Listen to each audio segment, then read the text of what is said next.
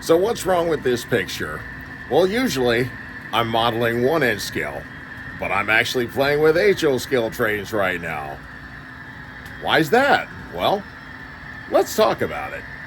Coming up on the Warbonds channel.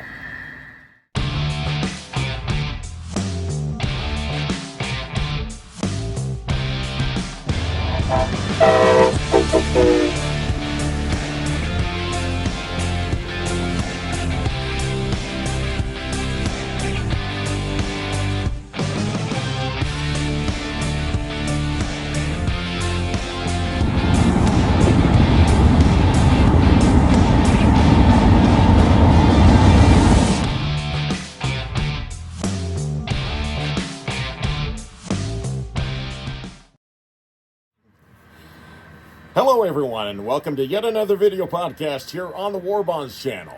If you don't know me, my name is Eric. I'm a locomotive engineer for a U.S. Class 1 railroad by profession, an avid model railroader, and just a lifelong rail enthusiast.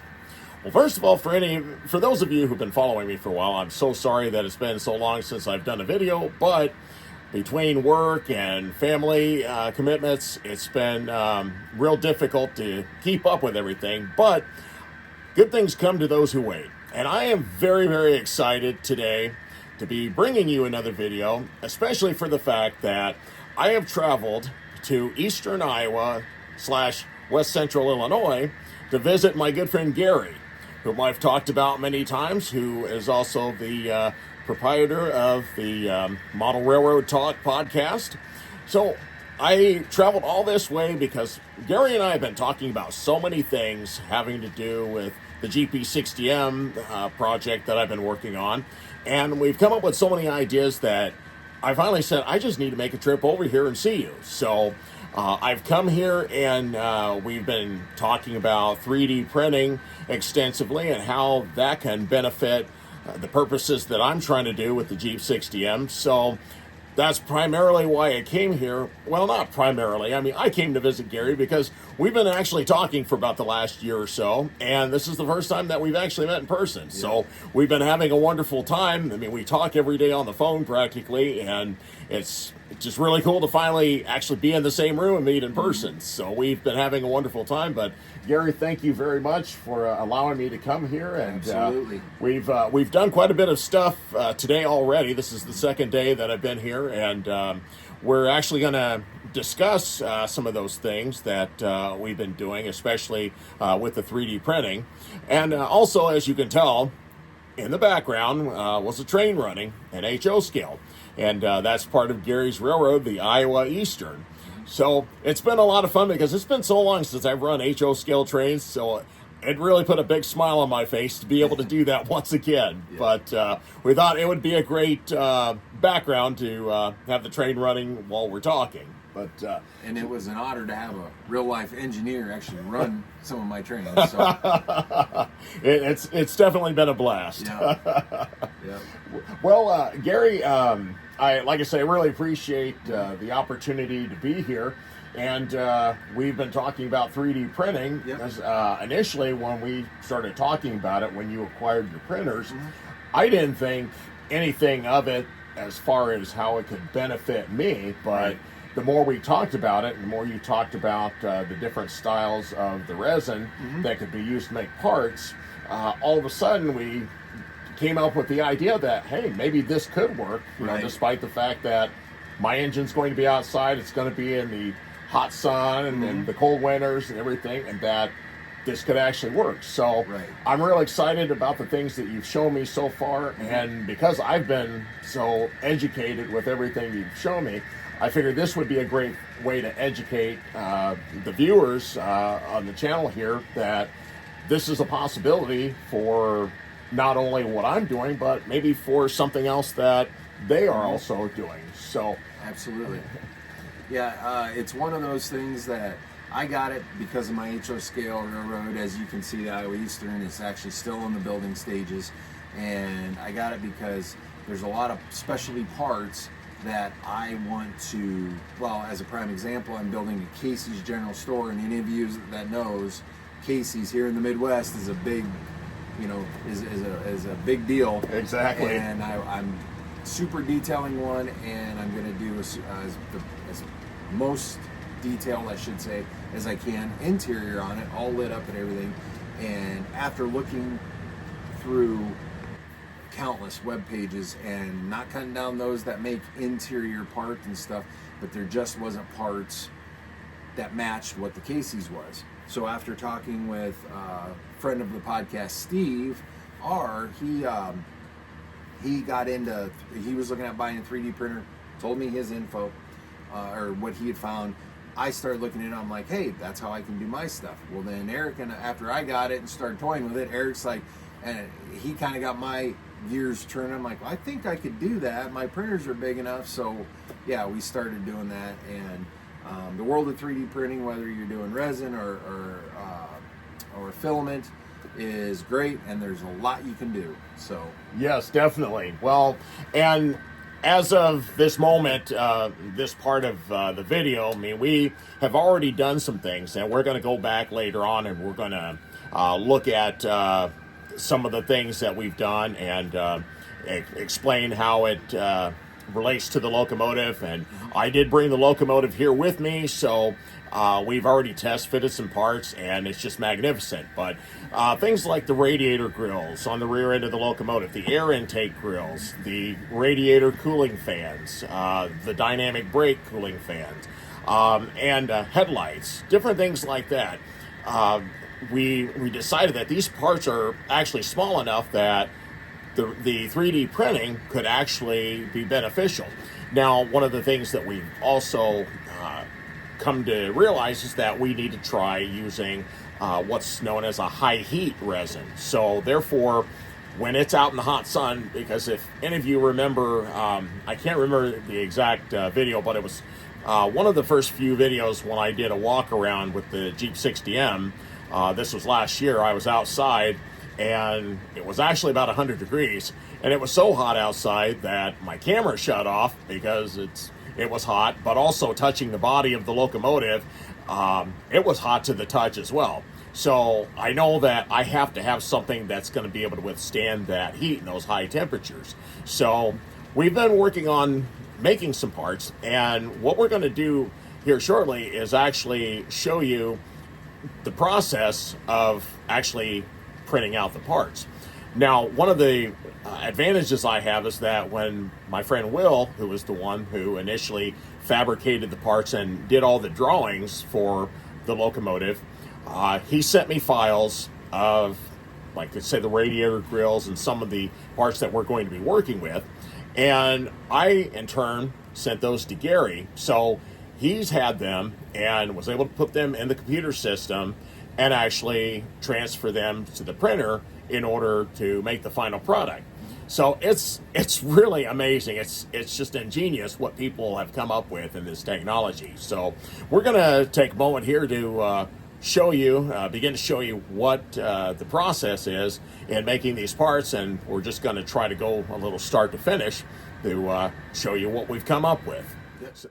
Hey, Gary. So now that we're actually looking at the computer screen here, so if you could just kind of walk us through the process of going from taking the actual file and manipulating it to the point that you send it over to the 3D printer and the process begins. So if you can, because you've really taught me a lot, and I'm sure that the viewers would really be interested in knowing how to be able to do this themselves. Absolutely. So whether this process where we are at is called slicing, whether you are filament printing or, as I'm doing, resin printing, you have to slice the file. And we will show you that here in a bit.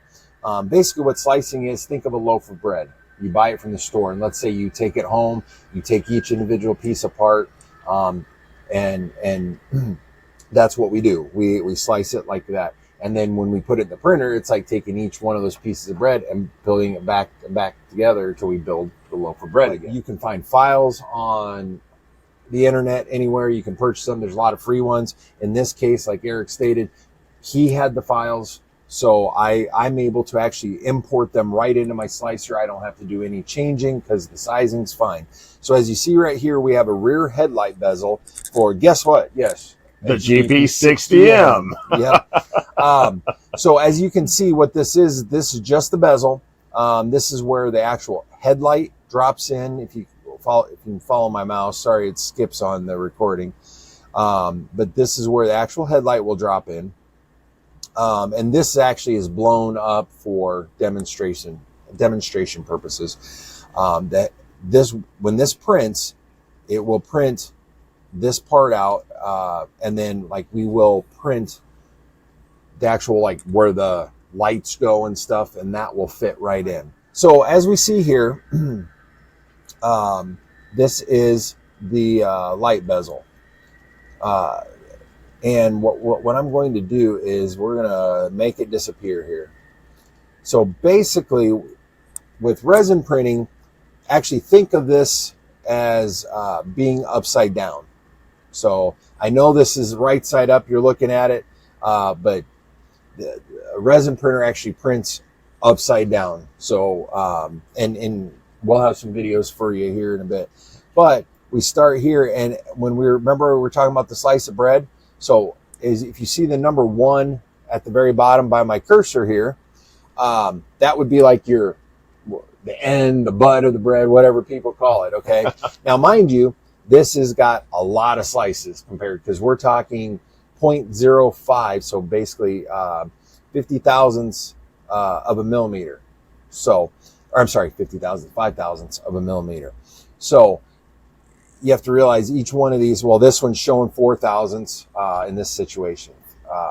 But so then as we move this, you start to see on either end here, you start to see more and more.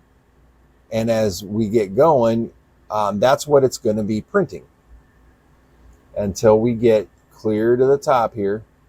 And as you can kind of see, sorry, it's kind of jumpy. It's the program I'm using. It's not 100% smooth. But as we move, you can see more and more of that headlight bezel.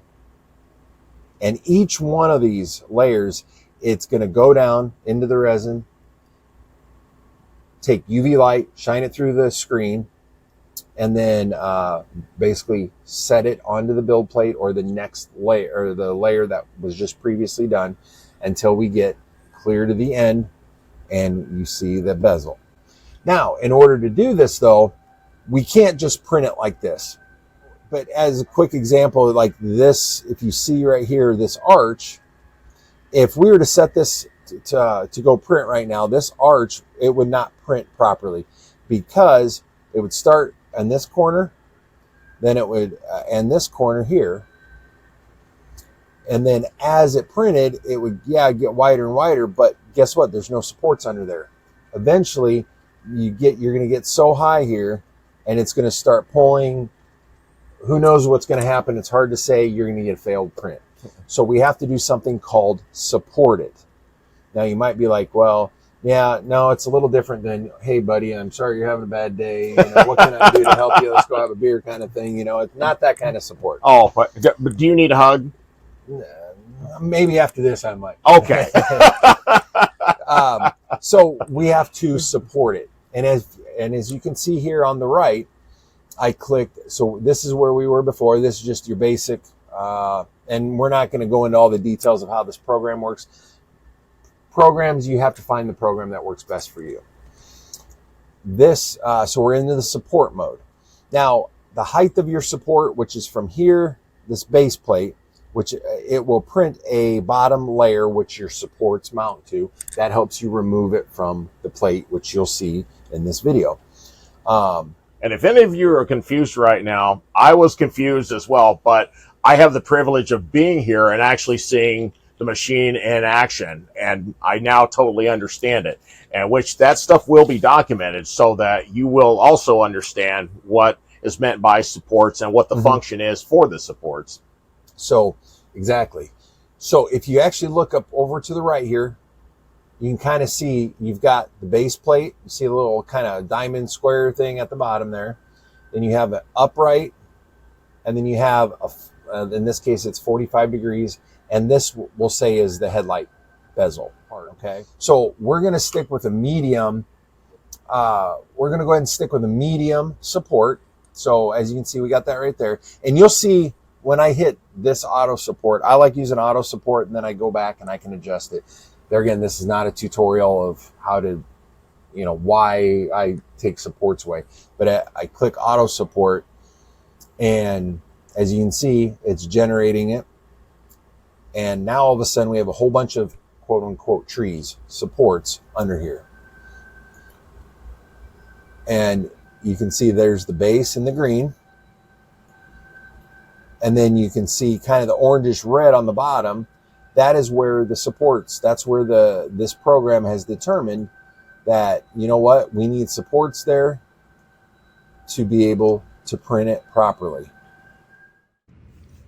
Okay, so now we've gone from the computer to the actual 3D printer itself. Now this process took about 2 hours to do, but I've condensed it down into 1 minute for the sake of saving time. Now, each time that mounting plate goes down into the tray of resin, it's actually being manipulated by UV light that is actually printing another layer. So, as we mentioned earlier about the loaf of bread and the slicer program slicing everything up, in order for the 3D printer to read it, now the 3D printer is actually adding a slice of bread one by one until we build the entire loaf back up.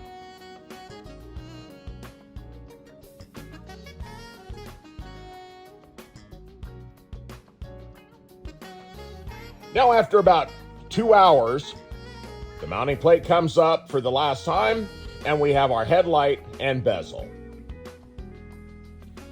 Now, Gary takes the mounting plate off of the machine, and there's our two parts. So he chisels them off and then begins to clean up the mounting plate. Cleaning up the mounting plate is very important because during your next print, you don't want to have any foreign object debris that can hinder the quality of your next print. The next step is to actually take the parts and submerge them into a bath of 91% alcohol to get all the extra resin and residue off. And so now we actually have our headlight. And now the bezel goes in for a bath.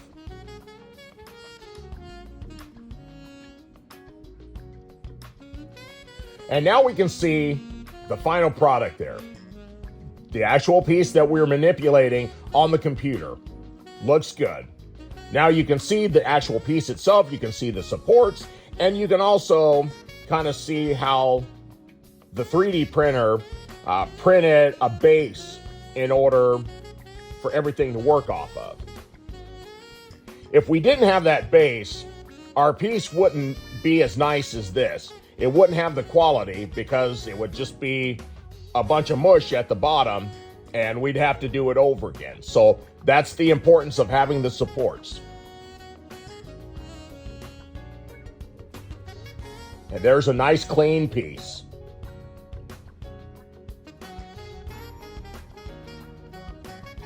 And now we take the headlight. And of course this takes a little bit of extra effort in order to cut off all the supports.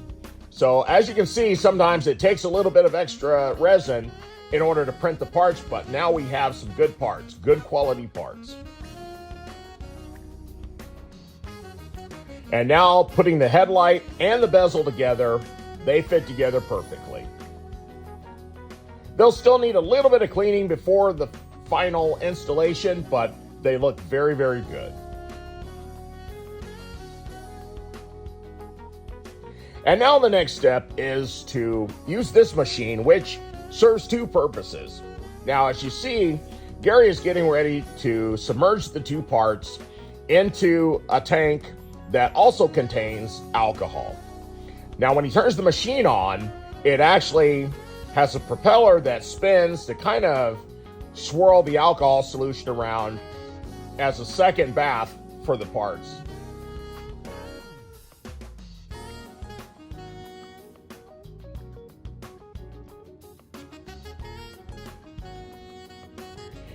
Okay, and now the last step is to put the pieces back into the machine And by using UV light, this is actually curing the pieces even more. So now, the moment of truth, we put the bezel and the headlight on the rear of the GP60M long hood, and voila, everything looks awesome. A little bit more cleaning might be needed, but they look fabulous. Before I arrived at Gary's, I didn't know how this was going to work, but man, it's beautiful. It's awesome. Yeah. Well, I hope that this video has given you some inspiration to actually look into the possibilities of 3D printing. Whether you go out and invest in a 3D printer, the possibilities are endless. Now, even though I don't have one myself, but Gary's been gracious enough to help me out, and I mean, I'm just amazed at what he's been able to come up with. And as those of you who've been following for quite a while know that this GP60M project has not been an easy one, and it's been a very slow process. But in everything that I do, it's like, what's going to be the next step? How am I going to get there?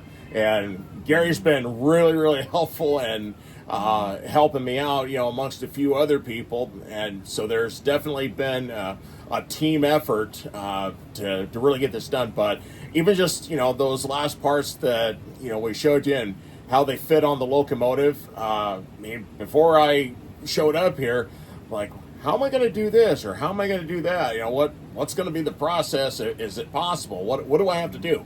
And all of a sudden, you know, we get these 3D printed parts, and like, this is fabulous. So, of course, the next, you know, telltale sign is going to be, how are they going to hold up in the elements? But I have a lot of faith that they are going to hold up, because they are high temp. It is a high temp resin that is the basis for these parts. So I think that they're going to do fine. And for the longest time, before I even started the GP60M project, there were people in my club that were running diesel locomotives, and I thought every single thing on these locomotives was steel or metal.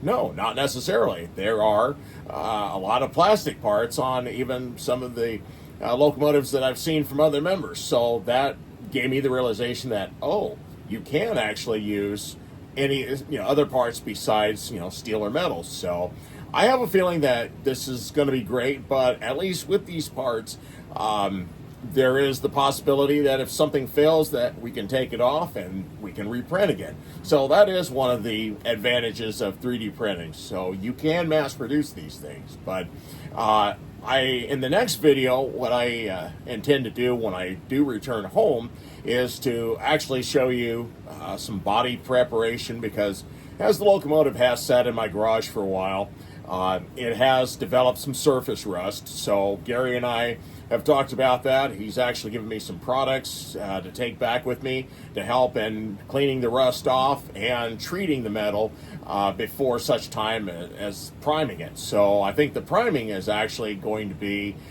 something that I do here in the very near future. So the next video, we're going to test fit the parts and just kind of see how things look before we actually get into the painting process of it. But we're getting really close, and even though we didn't get all the parts done that we wanted to because of time, and also the fact that, as you can see, especially the parts themselves and the supports especially do take up a lot of resources for the resin. So he has more on order, so he'll do some more parts for me and send them to me as soon as possible. So I'm certainly looking forward to that. And in the meantime, we're able to talk about more parts that I need. So this is really rocking and rolling. So I'm hoping that we've actually kind of hit the peak, and we're going to start picking up momentum going downhill and getting more and more things done. But Gary, you know, thank you so very much, you know, for your time and just the effort. He's just been a gracious host, and just so awesome, all the things that he's helped me do. So are there any closing comments that you have?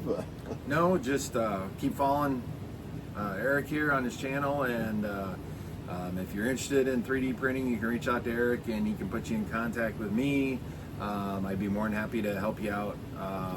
If you're looking at going into 3D printing, I won't lie to you, it's not for the faint of heart, but if it's something you're thinking about getting into, if you want, you can reach out to Eric here and he can get you in contact with me, and I'd be more than happy to share what actually little bit I know, because it's only been several months since I've been in it. But other than that, no, just keep your train on the tracks, really. Right.